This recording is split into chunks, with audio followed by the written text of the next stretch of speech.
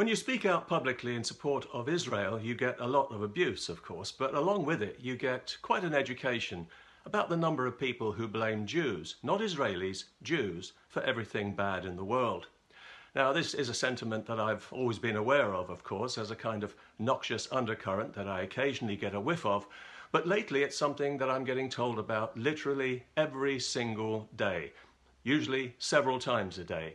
I've even had a personal acquaintance approach me in the pub to tell me about the Jews and how they control everything, which I'm sure would come as a major surprise to those people in Europe who are afraid to identify themselves publicly as Jews in case they get physically attacked.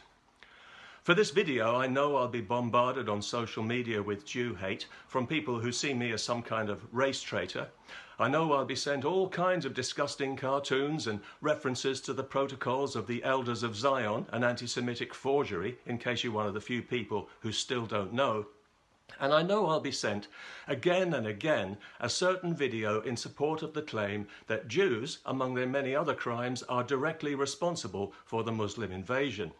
It's a video interview with a Jewish academic in Sweden who expresses her naive personal view that multiculturalism in Europe is inevitable, that it's generally a good thing, and that Jews should support it. To a number of unhinged individuals, this amounts to incontrovertible proof that Jews are masterminding Islam's invasion of Europe, despite being among the people most heavily threatened by it. Synagogues and Jewish schools in Europe need armed guards 24/7, and Jews are currently fleeing Europe in droves to escape imported Muslim violence, yet somehow they're still in a position to mastermind the invasion because, as everyone knows, they control the world. That's right, 0.2% of the world's population control everyone else while being hounded and vilified by everyone else. Those Jews who get beaten up on the streets of Europe are actually controlling their Muslim attackers like marionettes, and they've got such complete control of the media that journalists are indifferent to anti-Semitic violence and almost uniformly hostile towards Israel. That's quite an achievement by those all-powerful Jews, wouldn't you say?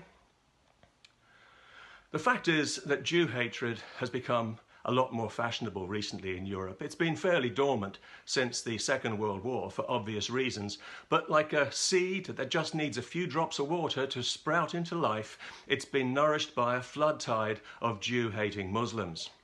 Currently, 16 countries in the world ban Israelis from entering. The one thing that unites them is Islam, a religion that hated Jews long before the State of Israel was ever thought of. If Israel was a Christian country, there wouldn't be any such blacklist, and the situation in the region would be very different. Yes, there would be hostility, because there always is from Islam, but there wouldn't be this relentless, hysterical demonization, and generations of Arab children wouldn't be hypnotized into hatred and bloodlust from infancy.